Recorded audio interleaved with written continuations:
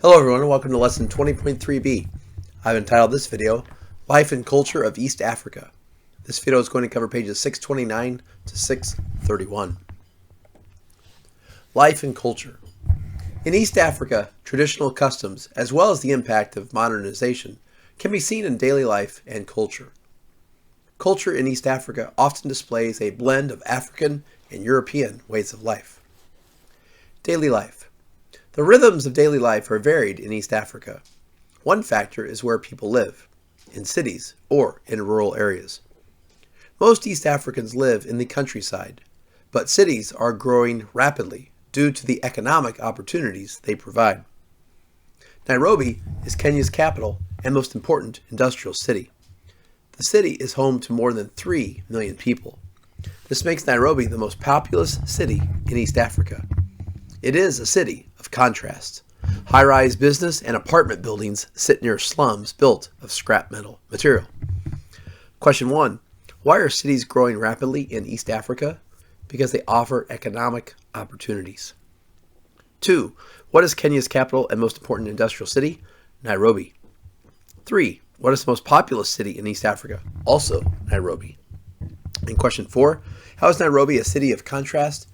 Because it has these huge, wonderful, high-rise buildings, and then next to it you can see slums built of scrap material. And we've talked about that when we talked about some of the places in South America's biggest cities. Daily life in rural areas is quite different from life in the cities.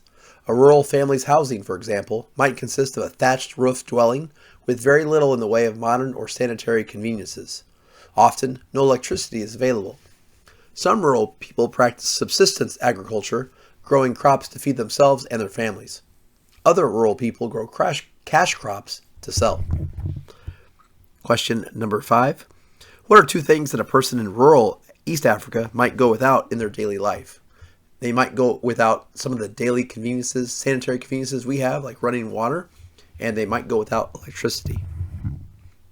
Question number 6. What is subsistence agriculture or subsistence farming? This is where you grow crops to feed yourself and your family. You don't grow a bunch of crops like cash crops.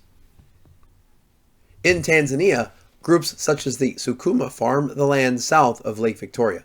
The Chagas grow coffee in the plains around Kilimanjaro, and you can see this pictured right here. The Maasai are nomadic people who live in Tanzania and Kenya. They wander from place to place throughout the year as they tend herds of cattle. Their cattle provide the Maasai with most of their diet. The Maasai have developed a unique way of living. Groups of 4 to 8 families build a kraal, or a circular thornbush enclosure, pictured here. The kraal shelters their herds of livestock. The families live in mud, dung houses inside the kraal. The governments of Kenya and Tanzania have set up programs to persuade the Maasai to abandon their nomadic lifestyle. The governments want to conserve land and protect wildlife, but the Maasai have resisted. They want to preserve their way of life. So now we can answer question number 7. How do the Maasai people live their lives differently than other people in the world? Well, they live a nomadic lifestyle. They don't settle in just one place. They go from place to place throughout the year, and they live in those circular things, those family structures called kraals. Question number 8. What do the Kenyan and Tanzanian governments want to see the Maasai do? They want to see them give up that way of life.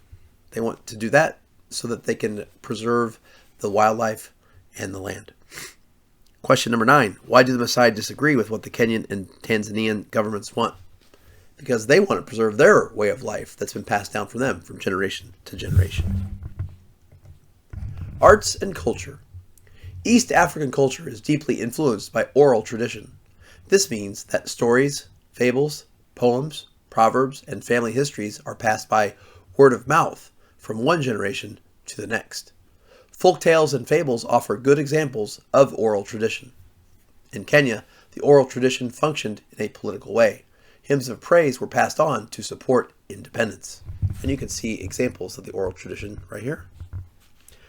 Question number 10. What is oral tradition? That is the way by which stories, fables, poems, proverbs, and family histories are passed by word of mouth from one generation to the next. The small country of Djibouti is well known for its colorful dyed clothing, pictured here. This includes a traditional piece of cloth that men wear around their waist like a skirt. It is common clothing for herders. Question number 11. What fashion is Djibouti known for? Their colorful dyed clothing. A leading novelist in East Africa is Kenya's Ngugi wa Thiong'o. His novel Weep Not Child is considered the first important English language novel written by an East African. This book is a story about the effects of conflict on families in Kenya. He also has authored works in the Bantu language of Kenya's Kikuyu people. In Tanzania, an appealing and popular form of music is taarab, pictured top right. This type of music combines African, Arab, and Indian elements and instruments. Taarab has developed an international following. In Kenya, a popular musical style is benga, pictured bottom right. This pop style emerged in the 1960s in the area near Lake Victoria, which is inhabited by the Luo ethnic group. Question number 12. What is taarab in East Africa?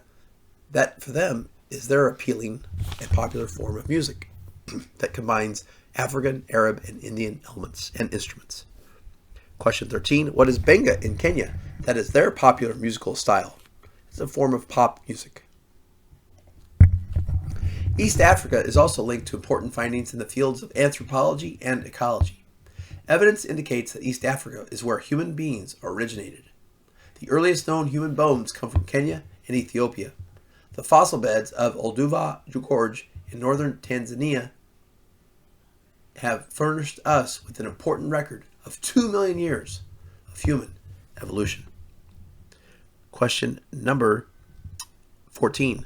What is anthropology? Anthropology, and the definition is pictured right here, that is the study of human beings, encompassing their biological, cultural, and social aspects. It seeks to understand the diversity of human experiences across time and space. Question 15. What does evidence from East Africa suggest? That East Africa is where human beings originated. Question 16. What is ecology? Ecology, I got a little ahead of myself there. That's on the next slide. In the domain of ecology, the national park systems of East Africa have no equal in the world. Protected areas like the Masai Mara National Reserve and Samburu National Reserve in Kenya, the Serengeti National Park in Tanzania, Queen Elizabeth National Park in Uganda, and Volcanoes National Park in Rwanda are preserving a precious inheritance. And now we're ready for the next question, 16. What is ecology? Ecology, as pictured in the top right, is the scientific study of interactions among the organisms and their environment. And finally, question 17. Why is East Africa a fantastic place in the world for ecology? Because nowhere in the world is it rivaled in the amounts of protected areas of wildlife and natural reserves like this. There are just so many places you can go to see creatures like zebras and cheetahs and antelopes and gazelles that you're not able to see, who could forget the giraffe, and elephants that you can't just get anywhere else in the world. Well, thank you so much for watching. Before we go, I do have a joke from the far side. Drive, George, drive! This one's got a coat hanger. Thank you so much for watching, and have a great day.